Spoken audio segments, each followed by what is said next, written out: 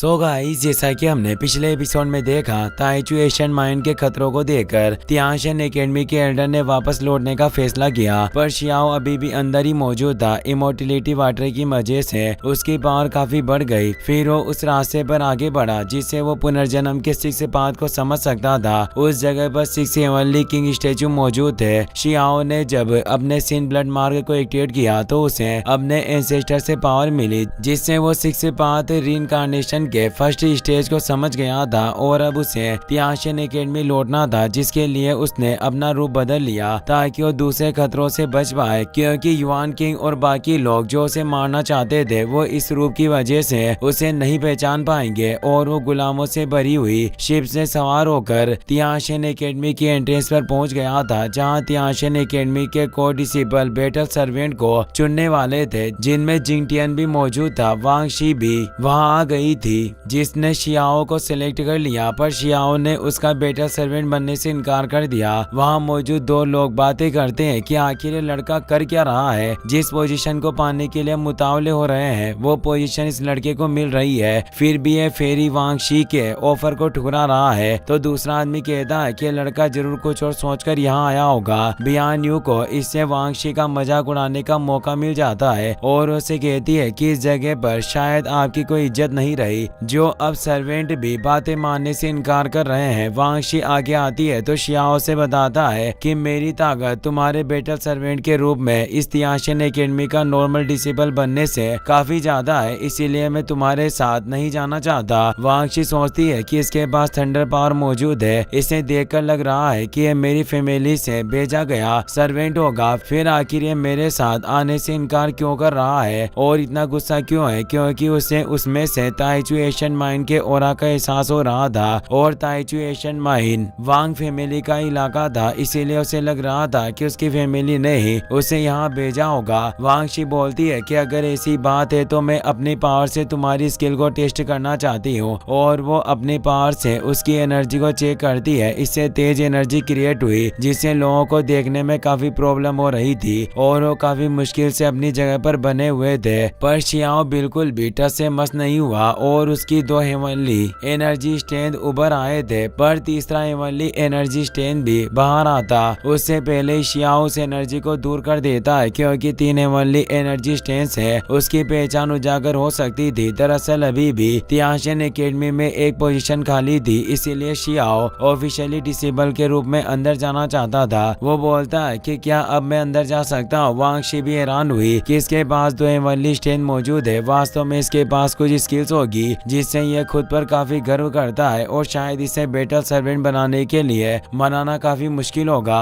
यह कहकर Xiao academy में अंदर की तरफ बढ़ने लगता है, तभी उसे वाइन की स्मेल आती है, इसीलिए वो बोलता है कि क्या तुम शराब पीकर आई हो। लेकिन ये वाइन की स्मेल ऊपर आसमान से आ रही थी, क्योंकि युआन किंग अपने पोते युआन फेंग के साथ उस जगह पर आ रहा था। तभी अंदर से थर्ड एल्डर की आवाज आती है। वो कहते हैं कि तुम्हारी इस तरह से यहाँ आने की हिम्मत कैसे हुई। उनके झटके से युआन फेंग गिर रहा था, पर युआन किंग उसे गिरने से पहले ही पकड़ लेता है और सेफली नीचे उतार देता है। युआन फेंग बोलता है कि ये काफी घटिया एकेडमी है, मैं यहाँ बिल्कुल भी नहीं रहना चाहता। पर तभी उसकी नजर वांग शी पर जाती है। उसकी खूबसूरती देखकर वो उस पर मोहित हो गया। वांग शी शियाओ से बोलती है कि मैंने सुना है कि युआन किंग ने टेलीपोर्टेशन एरिया से आने वाले एक जीनियस पर अटैक किया था, जिससे थर्ड एल्डर इनसे गुस्सा है और ये युआन किंग अपनी जनरेशन के एकलौते पोते को एकेडमी का लास्ट एडमिशन स्पॉट दिलाने के लिए यहाँ लेकर आया है। शियाओ को एहसास होता है कि इसने मुझे रास्ते से हटा दिया ताकि अपने पोते को डिसेबल बना सके। युआन किंग बोलता है कि थर्ड एल्डर तुम्हें थोड़ा शांत होना चाहिए, वो सिर्फ एक गलतफहमी थी। और वो एकेडमी के अंदर मौजूद सेकंड एल्डर से कहता है कि मैं यहाँ आपसे मिलने के लिए आया हूँ। अंदर से सेकंड एल्डर की आवाज आती है कि युआन किंग तुम अपने ग्रैंडसन को एकेडमी के अंदर भेज सकते हो, मुझे इसके तियानशन एकेडमी में शामिल होने से कोई दिक्कत नहीं होगी। थर्ड एल्डर इस बात से नाराज होकर वहाँ से चले जाते हैं। लोग बातें करते हैं कि पहली बार देख रहा हूँ जब अंदर दरवाजे से सेकंड एल्डर की आवाज आई हो और उन्होंने खुद इसे युआन किंग का साथ दिया। युआन फिंग अपने ग्रैंडपा से एक जेट टोकन लेता है और एकेडमी के अंदर चला जाता है। तभी दो लोग बतियाने लगे कि यह लड़का अपने ग्रैंडपा की पावर पर इतना इतरा रहा है, बस एक मौका मिलने दो तो मैं इस युआन फिंग को अच्छा सबक सिखाता हूँ। ये बातें युआन किंग ने सुन ली थी और वो मौके पर ही उन दोनों को जहाँ से उसे मार डालता है और कहता है कि जिसने भी मेरे पोते युआन फेंग का अपमान करने की हिम्मत की, मैं खुद ही उसका खात्मा कर दूंगा। शियाओ को काफी गुस्सा आ रहा था पर वो कुछ नहीं कर सकता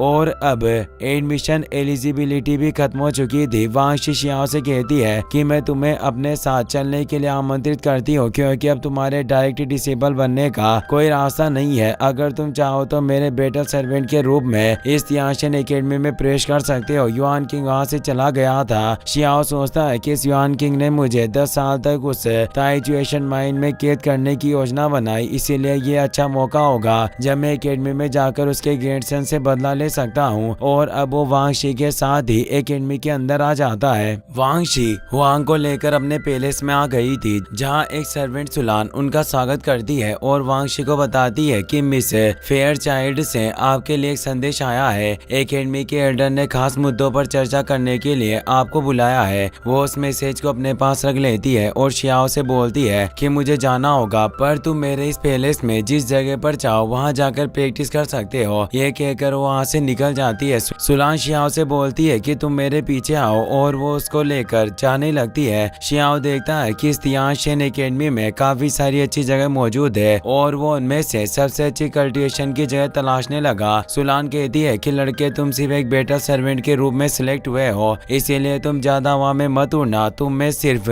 हमारे मिस का पक्ष जीता है पर तुम उनके करीब जाने की कोशिश मत करना और अपनी हद में रहना। पर शियाओ उनकी बातों पर ध्यान नहीं दे रहा था। वो कल्टिवेशन की एक अच्छी जगह देखकर उस तरफ चला गया था। सुलान जब पीछे मुड़कर देखती है तो हैरान हुई कि आखिर वो कहाँ गया। शियाओ वांगशी के रूम में आकर कल्टिवेशन करने लग गया था जो जगह मैजिकल बैरियर से प्रोटेक्टेड थी। सुलान से हैरान हुई कहती है कि लड़के तुम इस जगह पर कैसे आए? ये एक मैजिक एरे से प्रोटेक्टेड जगह थी, क्या तुम कुछ छिपा रहे हो? शियाओ कहता है कि मैंने तो सिर्फ बैरियर पर थोड़ा सा धक्का मारा और अंदर आ गया और तुमने सुना नहीं कि वांगशी ने कहा था कि मैं इस जगह पर जहाँ चाहे वहाँ प्रैक्टिस कर सकता हूँ और मेरे हिसाब से कल्टिवेशन के लिए यही सबसे परफेक्ट जगह थी। सुलान बोलती है कि तुम बेशरम इंसान हो, अभी तुम जिस जगह पर बैठे हो वो हमारी फेरी का बेड है, जल्दी से नीचे उतरो। शियाओ को इसका कोई अंदाजा नहीं था। वो खुद इससे हैरान हुआ क्योंकि किसी ने अगर उसे वांगशी के बिस्तर पर देख लिया तो उसे गलत समझा जाएगा। तभी हम वहाँ मौजूद तियांशिन एकेडमी के एक डिसेबल क्यूलिन को देखते हैं जिसने शियाओ को देख लिया था। वो बोलती है कि वास्तव में वांगशी के बेड पर एक लड़का मौजूद है और वो ये बात बताने के लिए वहाँ से निकल जाती है। सुलान उसे रोकने जाती है। शियाओ भी उसके पीछे जाता है और वो क्यूलिन से कहता है कि मैंने कुछ गलत नहीं किया, इसीलिए तुम अपनी बकवास बंद करो। क्यूलिन बोलती है कि मैं अच्छे से समझ गई हूँ, तुम वांगशी के काफी करीब हो। सुलान शियाओ से बोलती है कि क्या तुम मुझे मरवाना चाहते हो जो तुम फेरी के कमरे में प्रवेश कर गए? शियाओ कहता है कि मुझे थोड़ी पता था कि वो फेरी का कमरा है, मैं तो अभी हाल ही में यहाँ आया हूँ। अब हम 3 तियांशिन डिसेबल को देखते हैं जो साथ में बातें कर रहे थे। तभी क्यूलिन वहाँ आकर बताती है कि वांगशी जो ताओवाद पर चर्चा करने के लिए फेमस है पर असल में उसके एक लड़के के साथ रिलेशन है। वहाँ मौजूद तीनों लोग इसे चौंक जाते हैं क्योंकि वो वांगशी को चाहते थे। क्यूलिन खुश हो रही थी क्योंकि उसे लगता था कि ये तीनों इस लड़के की काफी अच्छी धुलाई करेंगे और उसे लड़ाई देखने में काफी मजा आता था। साथ ही वो चाहती थी कि जो आखिर में जीतेगा वही राजकुमारी को जीत पाएगा। डिसेबल जियोंग जी अपने साथियों से बोलता है कि मुझे इस बात पर विश्वास नहीं हो रहा और वो क्यूलिन से कहता है कि क्या वाकई तुम सच कह रही हो कि ये बेशरम लड़का वांगशी के बेड से आया है? क्यूलिन बोलती है कि मैंने वही कहा जो मैंने खुद अपनी आंखों से देखा।